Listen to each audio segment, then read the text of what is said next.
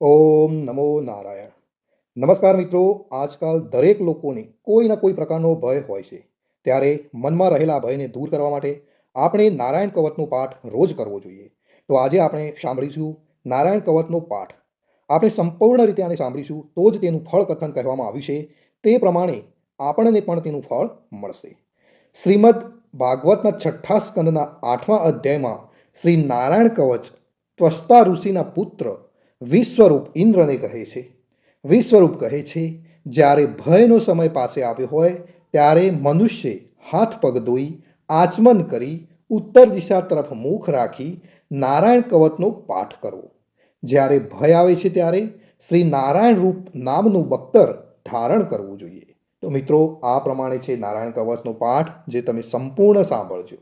ગરુડની પીઠ પર ચરણ કમળ ધારણ કરનારા, 8 સિદ્ધિઓવાળા, 8 બાહુઓવાળા અને તે 8 બાહુઓ વિશે શંખ, ચક્ર, ઢાલ, ગદા, બાણ, ધનુષ તથા પાસને ધારણ કરનારા શ્રીહરિ મારી સર્વ પ્રકારે રક્ષા કરો.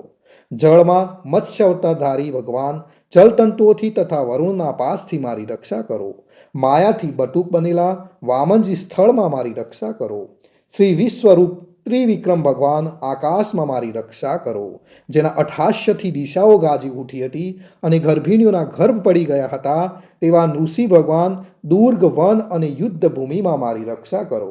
પોતાની દાઢથી પાતાળમાંથી પૃથ્વીનો ઉદ્ધાર કરનારા ભગવાન યજ્ઞ મૂર્તિ વરાહ માર્ગમાં મારી રક્ષા કરો. પરશુરામ ભગવાન પર્વતોના શિખરોમાં મારી રક્ષા કરો. અને ભરતના મોટા ભાઈ રામ તથા લક્ષ્મણ પ્રવાસમાં અમારી રક્ષા કરો. ઉગ્ર ધર્મ અને પ્રમાદથી નારાયણ મારી રક્ષા કરો. નિંદાથી નર ભગવાન ને યોગ ભ્રષ્ટ થતા યોગેશ્વર દત્તાત્રેય ભગવાન મારી રક્ષા કરો. ત્રણેય ગુણોના સ્વામી ભગવાન કપિલ કર્મબંધનથી મારી રક્ષા કરો. સંત કુમાર કામદેવથી મારી રક્ષા કરો. હયગ્રીવ ભગવાન રસ્તામાં જતા દેવોને પ્રણામ ન કરવાના રૂપી અપરાધમાંથી મારી રક્ષા કરો. દેવર્ષિ શ્રેષ્ઠ મુનિ નારદ ભગવાનની પૂજામાં જે કોઈ વિઘ્ન નડે તેનાથી મારી રક્ષા કરો. અને કૂર્મ અવતાર શ્રીહરિ સર્વ પ્રકારના નરકમાંથી મારી રક્ષા કરો. અયોગ્ય ખોરાકથી ભગવાન ધન્વંતરી મારી રક્ષા કરો. જીતેન્દ્રિય ભગવાન ઋષભદેવ કામ ક્રોધ આદિના ભયમાંથી મારી રક્ષા કરો. યજ્ઞ અવતારી ભગવાન લોક અપવાદથી મારી રક્ષા કરો. બલભદ્ર ભગવાન મનુષ્ય તરફથી થનારા ઉપદ્રવોમાંથી રક્ષા કરો. અને ક્રોધાવેશ સર્પગણોથી શેષ ભગવાન મારી રક્ષા કરો. ભગવાન વેદવ્યાસ અજ્ઞાનથી મારી રક્ષા કરો. પાખંડીઓના ટોળામાંથી ભગવાન બુદ્ધ મારી રક્ષા કરો.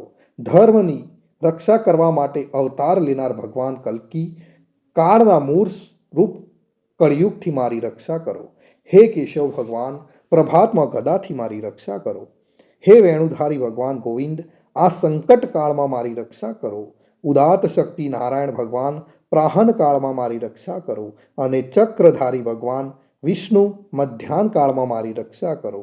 મધુ દૈત્યને મારનારા ઉગ્ર ધનુર્ધારી ભગવાન વિષ્ણુ ત્રીજા પહોરમાં મારી રક્ષા કરો. બ્રહ્મા, વિષ્ણુ અને રુદ્ર એ 3 મૂર્તિવાળા ભગવાન માધવ સાયકાળમાં મારી રક્ષા કરો. ઇન્દ્રિયોના સ્વામી ઋષિકેશ ભગવાન પ્રદોષ કાળમાં મારી રક્ષા કરો.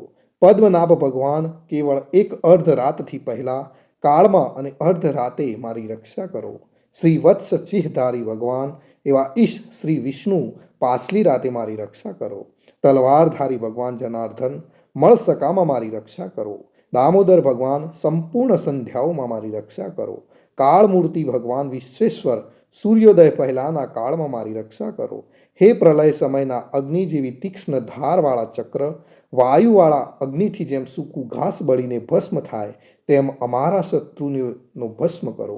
હે વ્રજના જેવા તીક્ષ્ણ સ્પર્શવાળા તણખા ભરેલી ગદા, તમે ભગવાનને પ્રિય છો.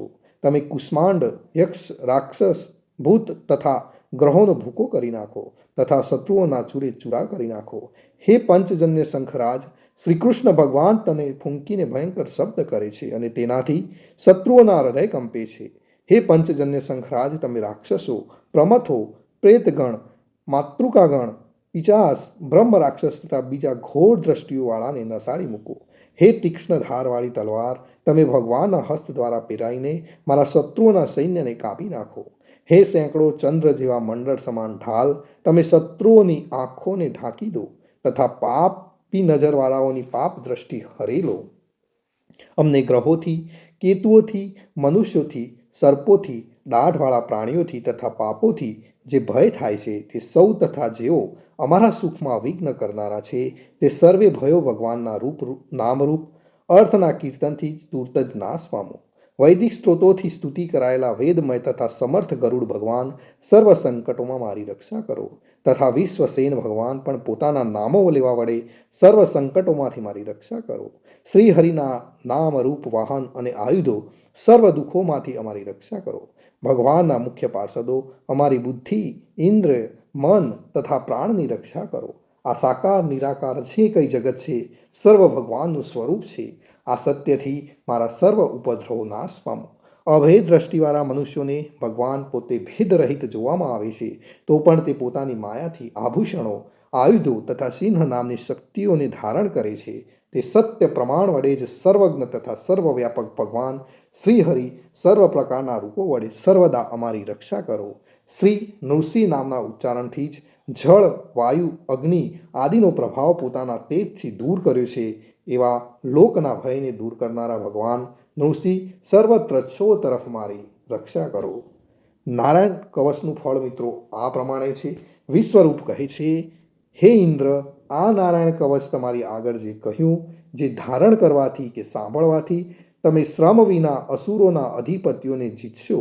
આ નારાયણ કવચને ધારણ કરનારો મનુષ્ય નેત્રથી જેની તરફ જુએ છે અથવા તો પગ વડે જેને અડકે છે તે તુરત જ બધા જ ભયમાંથી છૂટે છે.